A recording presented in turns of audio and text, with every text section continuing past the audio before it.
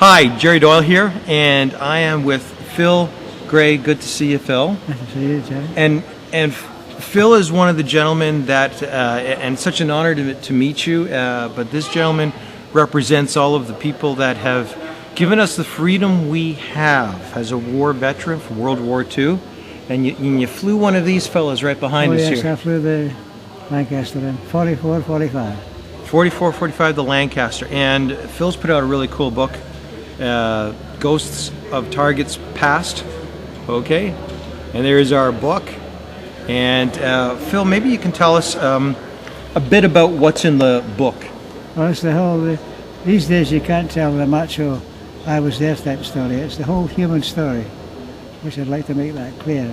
But, the publisher makes it clear that when two people walk into a bookstop, Mr. or Mrs., they'll both be able to pick up the book. You can't write the old-fashioned book these days. You've got to be, first of all, the book has to be well written, and it has to be a whole human story. The whole story. It talks about, I guess, your own history and oh, yes, and where you were born and everything, and the squadron that you flew in and everything. Yes, I flew. Yeah. I flew with 186 and 622 squadrons. Yeah. Squadrons. How many missions did you fly on? Well, I flew 16 operations. Wow. And 8 sorties. We were what they call Johnny come latelys. In other words, we run short of war. But it must have been something to be in these planes flying over Germany. yes, you see, we were young then and stupid and 21. So well, you know, most men that are young and 21 are stupid too. So not a whole lot's changed since then and now. no, that's every young boy who's 21. See, we were quite sure that we were fireproof, but no, we weren't. You could see another plane right next to you. If the bomb, especially the cookie, got hit at the wrong time, puff of black smoke and they were gone. Just like that, eh? But no, there wouldn't be enough left for DNA. Wow. So it was a scary time, though. Oh yes, it was. As I say, when you're 21, you're sure that you're fireproof. Yeah. No, you're not. But you had a sense of purpose back then to be part of something. Oh yes, you see, having come from the British Isles, from the UK, we'd watched the cities like Manchester, Liverpool, Plymouth, London get their insides knocked out, so when it came our turn, we had no qualms about Stepping up. giving back what we had got, but pushed at us. Fantastic. And here in the book, you talk about missions that you've flown on. Oh yes, they're there as well, but the whole, as I say, the missions plus the whole human story. It's not just war, Yeah. chapter after chapter. You've got to. It's quite exciting, but it's selling best, that edition, would you believe, right now in Australia. Australia. Yes. Oh, very good. And And now we're here in the Aviation Museum, and they're rebuilding this Lancaster. Mm-hmm. You know, and maybe you can tell us a bit about how important that is to be able to have this history, and how important this museum is for our future. Well, you see, Canada, during World War II, had the 4th biggest air force in the world, and they were really very important. And there was many Canadians as Brits flying in Bomber Command, so this is really a part of Canada's very vital history. When they were Canada and were all fighting for their lives then, because the people who were fighting, we were called the Nazis. Yeah. They really meant to rule the world. Yeah. And after they finished with us, they would have been across here. Now the Lancaster at its time was state of the art.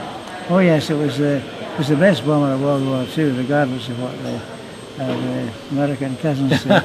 It was the bomb bay was 33 feet long. They could carry a 22,000-pound bomb. Well, you see, no plane even up to today has carried a bomb that big. The Americans, I believe, in Iraq carried one at 21,000, but we were carrying one at 22,000. And back then, 60 years ago. Wow, that's something.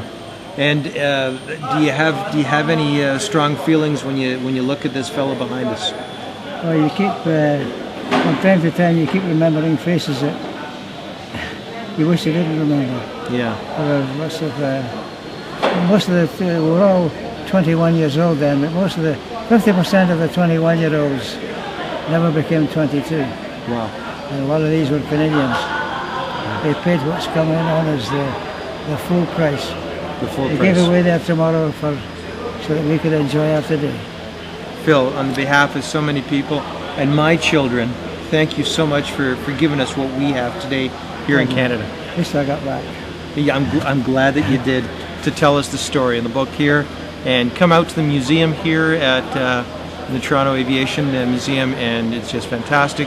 See the old Lancaster here and see many of the new technologies of things that are built here. And thanks for watching. Again, thanks so much, Phil. Thank you. Pleasure. About your mate. About we did 16 operations and 8 sorties, but this one here, I was the pilot, and this one, he said, you have a good crew, you'll survive. If you've got a bunch of cowboys, you won't. This man saved their life twice, so.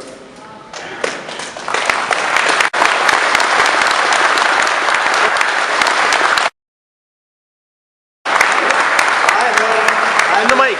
Well, his name is Ivan Blondie Foster. He wasn't Blondie then, he's now white. He's from Plymouth in England, and there were a crew of 7.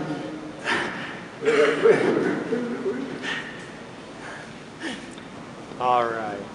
Wow. Yeah, we met in 1944, and we've been great friends ever since. I think I visited twice or 3 times with my wife. Unfortunately, she's passed on this year, but I've made it this year, and hope again to make it next year. Because he celebrated his 90th birthday on the 5th of this month, and I was pleased to be here.